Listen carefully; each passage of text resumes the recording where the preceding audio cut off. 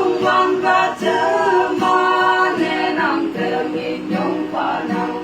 ở đầu tay đem ấm mấy chiếc nề xe vì ở chân của anh cũng đỡ mình nhung cùng vào trái đầm lòng vì ở chân của tay đem mẹ cả hoàng ôm đầm phá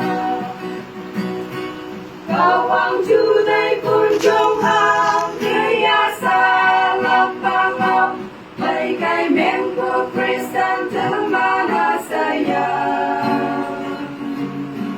ở kiếm nhân nào vang đam trên môi ốc đỏ chuyên đề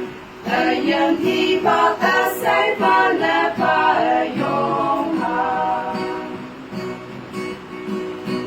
mùi như thứ mà nè nắng ăn cô nè ya đam nắng chân chân của kia ca quang trình nè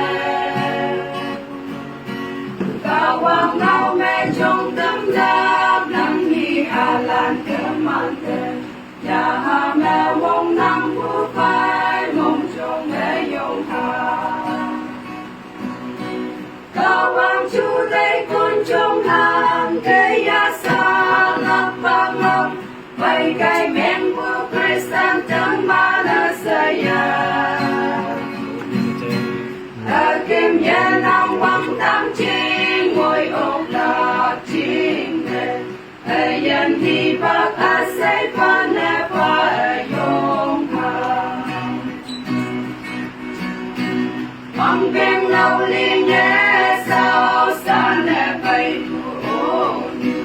ở dân văn phá thủ bay ca quang chiên đề sang hà sau chi không kiếm na nè ô kê bay yang kỳ nằm kề mong hàng của kỳ e nên nè bay yang kỳ ca quang chú đây con trong hàng kia ya xa lấp vang lấp bay cây miệng của Christian tương ba đã saya